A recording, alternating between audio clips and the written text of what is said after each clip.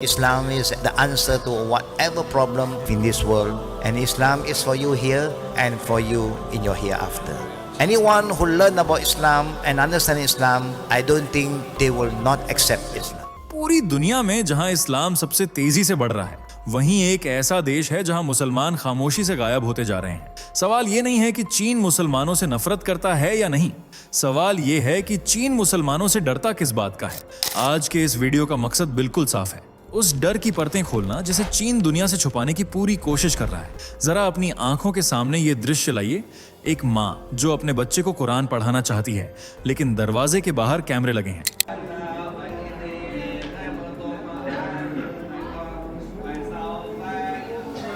एक जवान जो सिर्फ दाढ़ी रखने की वजह से री एजुकेशन के नाम पर उठा लिया जाता है, और एक पूरा इलाका जहां मस्जिदें तो खड़ी हैं मगर सजदा करने की इजाजत नहीं।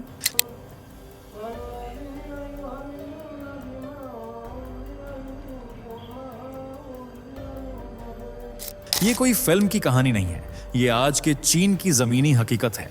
अब यहाँ पैटर्न तोड़ने वाली बात सुनिए। जब पूरी दुनिया में मुस्लिम आबादी तेजी से बढ़ रही है, तब चीन में वही आबादी घट क्यों रही है? क्या वजह सिर्फ धर्म है या इसके पीछे सत्ता, जमीन और कंट्रोल की एक खतरनाक रणनीति छुपी है? और अगर सब कुछ इतना खुला है, तो फिर दुनिया, खास तौर पर मुस्लिम देश, चुप क्यों है? इस वीडियो में आप सिर्फ आंकड़े नहीं सुनेंगे, आप देखेंगे कि कैसे इतिहास, डर और पावर मिलकर एक पूरे मजहब को सुधारने के नाम पर कुचल रहे हैं। अंत तक बने रहिए, क्योंकि जो सच्चाई आखिर में सामने आएगी वो आपकी सोच को हिला कर रख देगी, और शायद आपको ये भी समझा दे कि चीन मुसलमानों से नफरत नहीं बल्कि उनसे कंट्रोल खोने से डरता है। चलिए दोस्तों, फटाफट कमेंट करके बताइए कि आप हमारी इस वीडियो को भारत के किस शहर या किस गांव से देख रहे हैं। हमें सच में जानना है कि फैक्ट मंत्रा परिवार देश के किन किन कोनों तक फैला हुआ है। और हाँ दोस्तों, अगर अभी तक आपने फैक्ट मंत्रा चैनल को सब्सक्राइब नहीं किया है तो अभी कर लीजिए, क्योंकि हम सनातन धर्म की आवाज को सिर्फ भारत ही नहीं, पूरी दुनिया तक पहुंचाने का काम कर रहे हैं। वीडियो को लाइक जरूर करें, क्योंकि आपका एक लाइक हमारा हौसला बढ़ाता है और हमें और भी दमदार, सच्चे और आंखें खोल देने वाले वीडियो आपके लिए लाने की ताकत देता है। तो देर किस बात की, कमेंट, लाइक और सब्सक्राइब तीनों कर दीजिए। और अब चलिए वीडियो में आगे बढ़ते हैं। क्यों दुनिया में बढ़ रही मुस्लिमों की आबादी चीन में घटती जा रही है? कौन है उइगर मुसलमान और क्या है चीन के रिहेबिलिटेशन सेंटर्स का राज? क्यों चीन के मुस्लिमों पर अत्याचार पर चुप बैठी है दुनिया? यहाँ इस्लाम के फॉलोअर्स पर कौन कौन से नियम लागू हैं? क्यों करता है चीन मुस्लिमों से इतनी नफरत? जानने के लिए वीडियो में आखिर तक बने रहें। प्यू रिसर्च सेंटर की रिपोर्ट के अनुसार सब सहारण अफ्रीका में सन 2010 से 2020 तक मुस्लिमों का प्रतिशत 34% बढ़ा है, नॉर्दर्न अमेरिका में 52% और एशिया पैसिफिक रीजन में 50% से अधिक। सेम रिपोर्ट कहती है कि विश्व स्तर पर मुसलमानों की एवरेज फर्टिलिटी रेट बाकी रिलीजन्स के मुकाबले बहुत ज्यादा है। सन 2015 से 2020 के आंकड़ों के अनुसार एक मुस्लिम महिला औसतन 2.9 बच्चे देती है, जबकि गैर मुस्लिम 2.2। यही मुख्य कारण है इस्लाम के सबसे तेजी से बढ़ने वाले रिलीजन होने का। फिर चाहे कंट्री एशियन हो, यूरोपियन या फिर अफ्रीकन, एशिया में इंडिया, पाकिस्तान, बांग्लादेश, हर देश में मुसलमान तेजी से बढ़ रहे हैं, एक्सेप्ट चीन।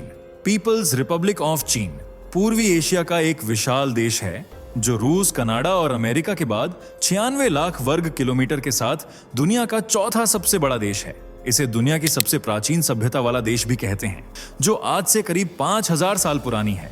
इसके पड़ोसियों में रूस, Mongolia, north Korea, Bharat, Nepal, Myanmar, Vietnam, Pakistan, Afghanistan जैसे देश शामिल हैं। ये वर्ल्ड का मैन्युफैक्चरिंग हब है जो इकोनॉमी और कल्चरल सब तरह की ग्रोथ कर रहा है। लेकिन बात मुसलमानों की करें तो उनकी ग्रोथ जैसे थम सी गई है। चीन की कुल आबादी 141 करोड़ प्लस है, जो इसे वर्ल्ड का सेकंड लार्जेस्ट पॉपुलेटेड देश बनाती है, और इसका सबसे बड़ा हिस्सा चीनी फोक रिलीजन को फॉलो करता है, लगभग 22%। सेकंड लार्जेस्ट धर्म है बौद्ध धर्म, जिसे 18.2% लोग मानते हैं, मतलब करीब 26 लाख प्लस आबादी बौद्ध है। ये लगभग 2000 साल पुराना माना जाता है। दूसरी शताब्दी ईस्वी में जब यहाँ हान राजवंश का शासन था, तब बौद्ध धर्म पहली बार यहाँ पहुंचा और तब से लगातार फल फूल रहा है। इनके बाद आते हैं क्रिश्चियंस, जो 5.1% हिस्सा शेयर करते हैं, और फिर है इस्लाम, कुल आबादी का सिर्फ 1.8% हिस्सा, लेकिन फिर भी सबसे पिछड़ा, लाचार और घुट घुट कर जीने वाला धर्म। जिसे चीन ने कभी खुलकर सांस लेने की इजाजत भी नहीं दी। मुस्लिमों में यहाँ हुई और उइगर दो सबसे बड़े समुदाय हैं। करीब 8.3 लाख हुई हैं और 7.7 लाख उइगर। वैसे तो हुई मूल रूप से चीनी मुस्लिम ही माने जाते हैं। हालांकि कहते हैं कि इनके पूर्वज 7वीं से 14वीं शताब्दी के बीच अरब, फारस, तुर्क और मध्य एशिया से यहाँ पहुंचे। समय के साथ उन्होंने चीनी संस्कृति, भाषा और खानपान को अपना लिया और पूरी तरह से चीनी समाज में घुल मिल गए। आज ये मंदारिन चीनी भाषा बोलते हैं। ये नानजिंग, गांसू, छिंघाई और हैनान शहरों में बसे हुए हैं। चीनी गवर्नमेंट इन्हें एथनिक माइनॉरिटी मानती है। वहीं उइगर मुसलमानों की बात करें तो ये तुर्किश मूल के मुसलमान हैं और उनकी जड़ें मध्य एशिया, तुर्की, कजाक, उज्बेक जैसी तुर्क नस्लों से जुड़ी हुई हैं।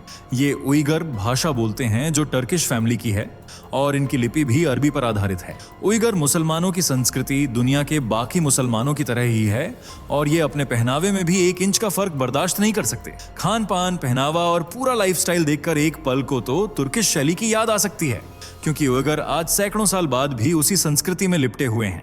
ये मुख्य रूप से चीन के पश्चिम में शिनजियांग प्रांत में बसे हुए हैं, इसलिए इसे शिनजियांग उइगर ऑटोनोमस रीजन भी कह दिया जाता है। मतलब वह क्षेत्र जहां उइगरों की संख्या बहुतायत में है। पर द फैक्ट ये है कि शिनजियांग पहले चीन का नहीं बल्कि उइगर मुसलमानों का ही था।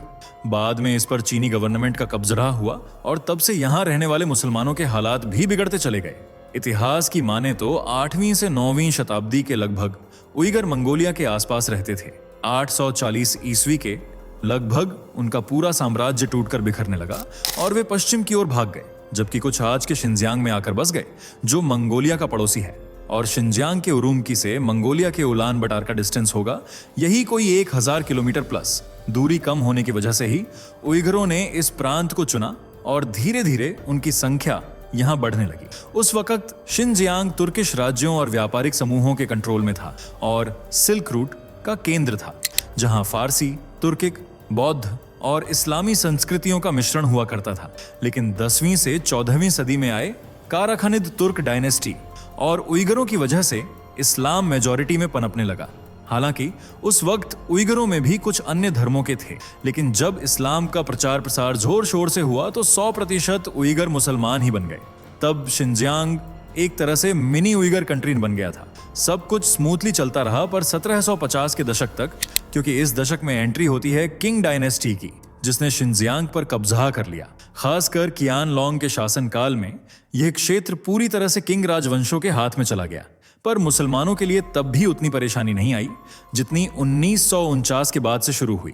यह वह साल था जब शिनजियांग पूरी तरह से चीन के हाथ में जाने को बेताब था। पीपल्स रिपब्लिक ऑफ चीन बनने के बाद शिनजियांग को शिनजियांग उइगर ऑटोनोमस रीजन कहा गया और यहीं से शुरू हुई उइगर मुसलमानों पर जुल्मों सितम की वह दास्तान, जिसके बोझ तले इनकी आबादी 1 करोड़ से घटती ही जा रही है। इसका एक कारण है उइगरों की आज़ादी की मांग। वे दावा करते हैं कि शिनजियांग कभी चीन का था ही नहीं, बल्कि यह मंगोलिया के सीमा क्षेत्र का हिस्सा था। इसलिए इसे स्वतंत्र मुस्लिम राज्य बना देना चाहिए, जहां उइगर, हान और जितने भी समूह हैं वे बिना किसी खौफ के रह सकें, जबकि चीन शिनजियांग को अपना हिस्सा बताता है। इसी अपना तैरी में सन 1990 में उइगर मुस्लिमों ने शिनजियांग, झिंजियांग के बारिन शहर में विद्रोह छेड़ दिया, जिसे बेरिन उपराइजिंग भी कहते हैं। इसमें 200 से 300 उइगरों ने स्थानीय सरकारी दफ्तरों पर हमला बोल उनमें तोड़ फोड़ की और आग के हवाले कर दिया। उनकी नाराजगी स्वतंत्र राष्ट्र के अलावा चीनी नीतियों से भी थी, जो उनके खिलाफ थीं। कई जगह मुस्लिम महिलाओं का जबरन गर्भपात हुआ तो कई जगह उन्हें धार्मिक प्रैक्टिस करने से भी रोका गया।